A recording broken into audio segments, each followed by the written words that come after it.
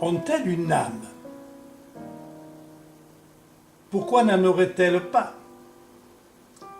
J'ai rencontré dans la vie une quantité considérable d'hommes, dont quelques femmes, bêtes comme des oies, et plusieurs animaux, pas beaucoup plus idiots que bien des électeurs. Et même, je ne dis pas que le cas soit fréquent, j'ai personnellement connu un canard qui avait du génie.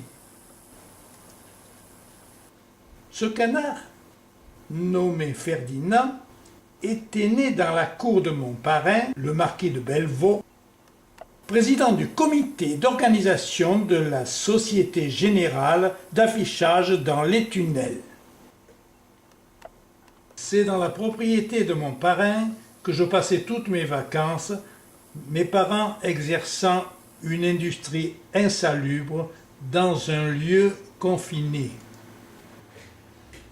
Mes parents, j'aime mieux le dire tout de suite pour qu'on ne les accuse pas d'indifférence à mon égard, avaient établi une raffinerie de phosphore dans un appartement du 5e étage, rue des Blancs-Manteaux, composé d'une chambre, d'une cuisine et d'un petit cabinet de débarras servant de salon.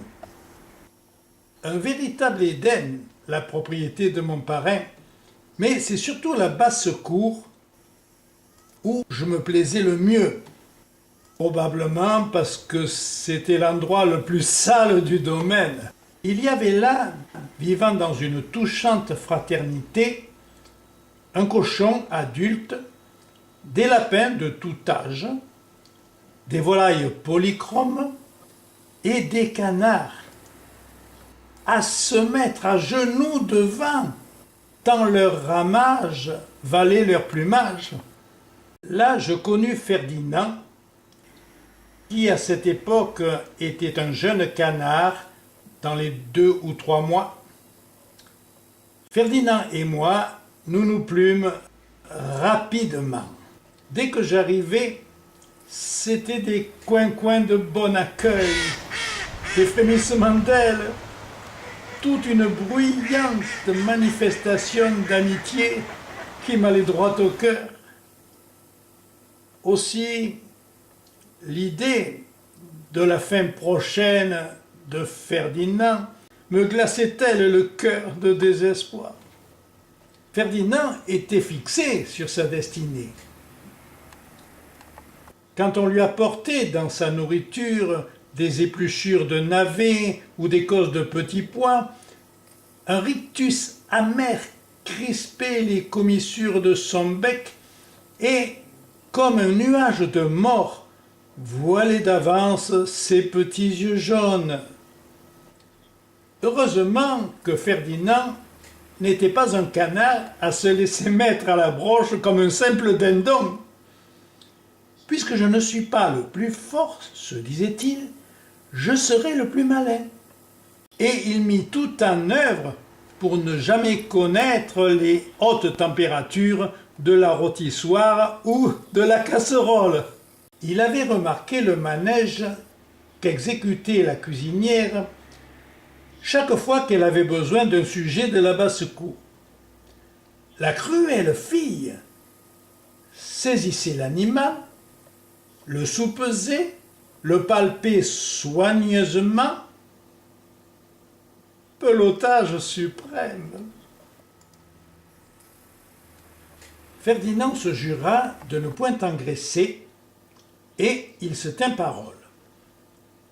Il mangea fort peu, jamais de féculents, évita de boire pendant ses repas, ainsi que le recommandent les meilleurs médecins, beaucoup d'exercice. Ce traitement ne suffisant pas, Ferdinand, aidé par son instinct et de rares aptitudes aux sciences naturelles, pénétrait de nuit dans le jardin et absorbait les plantes les plus purgatives. les racines les plus drastiques. Pendant quelque temps, ses efforts furent couronnés de succès. Mais son pauvre corps de canard s'habitua à ces drogues et mon infortuné Ferdinand regagna vite le poids perdu.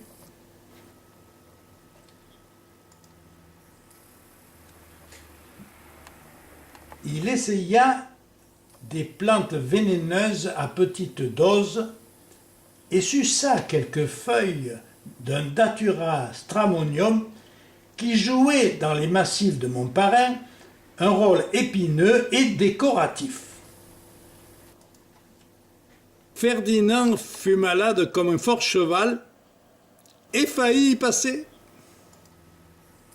L'électricité s'offrit à son âme ingénieuse et je le surpris souvent, les yeux levés vers les fils télégraphiques qui rayaient l'azur, juste au-dessus de la basse-cour.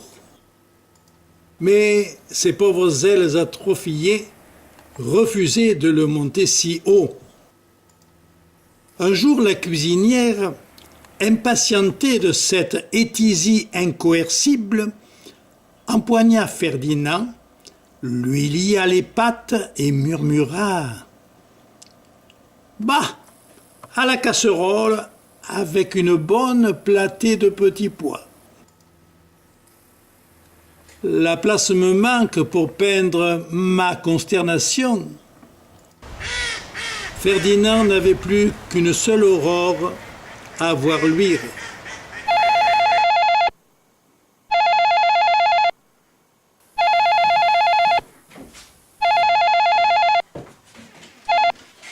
Allô? Oui? Comment? Ah, vous trouvez mon histoire un peu triste? Tenez, je vais vous raconter la fin. Dans la nuit, je me levai pour porter à mon ami le suprême adieu. Et voici le spectacle qui s'offrit à mes yeux. Ferdinand, les pattes encore liées, s'était traîné jusqu'au seuil de la cuisine.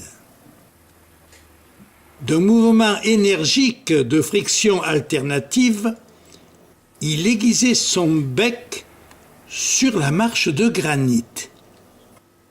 Puis, d'un coup sec, il trancha la ficelle qui l'entravait et se retrouva debout, les pattes un peu engourdies. Tout à fait rassuré, je regagnai ma chambre et m'endormis profondément. Au matin, vous ne pouvez pas vous faire une idée des cris remplissant la maison. La cuisinière, dans un langage malveillant, trivial et tumultueux, annonçait à tous la fuite de Ferdinand. « Madame, madame, Ferdinand qui a fichu le camp !» 5 minutes après, une nouvelle découverte la mettait hors d'elle. « Madame, madame, figurez-vous qu'avant de partir, ce cochon-là a boulotté tous les petits pois qu'on devait lui mettre avec. » Je reconnaissais bien à ce trait mon vieux Ferdinand. Qu'a-t-il pu devenir par la suite? Peut-être a-t-il appliqué au mal les merveilleuses facultés dont la nature s'était plu à le gratifier. Qu'importe. Le souvenir de Ferdinand me restera toujours comme celui d'un rude lapin. Et vous aussi, j'espère.